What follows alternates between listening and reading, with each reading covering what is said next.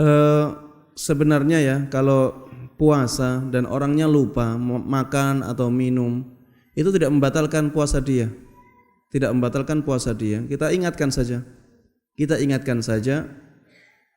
Sehingga dia menghentikan makannya. Apabila dia pikun, ketika pikun tersebut ya, dia dalam keadaan lupa itu. Membayar fidyah itu bagi orang yang akalnya masih utuh, tapi dia tidak mampu melakukan puasa. Ini banyak ya, misalnya orang yang kena penyakit, misalnya kencing manis yang sudah akut ya, dia tidak bisa menahan lapar. Kalau menahan lapar, maka itu akan membahayakan dirinya, bisa drop ya.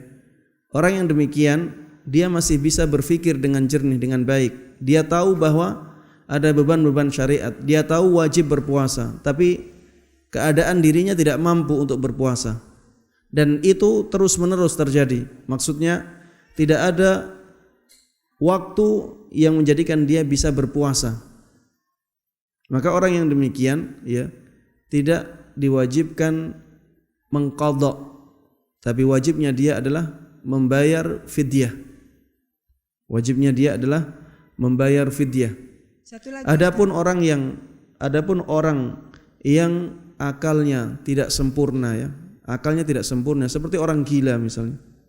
Orang gila walaupun dia kuat tapi dia keadaannya gila, maka beban syariat sudah diangkat oleh Allah dari dirinya.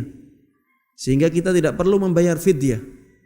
Tidak disyariatkan untuk membayar fidyah. Begitu pula orang yang pikun. Kalau pikunnya setiap hari, maka sudah Allah Subhanahu wa taala mengangkat beban, misalnya beban puasa dari dia. Kalau pikunnya kadang pikun, kadang tidak ya, maka ketika tidak pikun dia terkena beban syariat. Ketika dia pikun tidak terkena beban syariat. Jadi beban syariat ini ya, taklif itu dikaitkan dengan akal, dan dikaitkan dengan kemampuan. Pada intinya itu pada akalnya. Kalau akalnya ada, maka beban syariat ada. Kalau akalnya tidak ada, maka beban syariat tidak ada. Ya. Adapun kemampuan, ya, kadang orang digugurkan, tapi tidak sempurna penggugurannya. Seperti misalnya tadi ya, dia akalnya sehat, akalnya masih sempurna, tapi tidak mampu untuk berpuasa. Digugurkan kewajiban puasanya, tapi wajib membayar fidyah. Ya. Pengguguran kewajibannya tidak sempurna. Misalnya lagi orang yang sholat dia tidak mampu berdiri, ya, kemampuan ini tidak mampu berdiri, digugurkan kewajiban berdirinya, tapi ada gantinya misalnya dengan duduk atau dengan tidur, ya.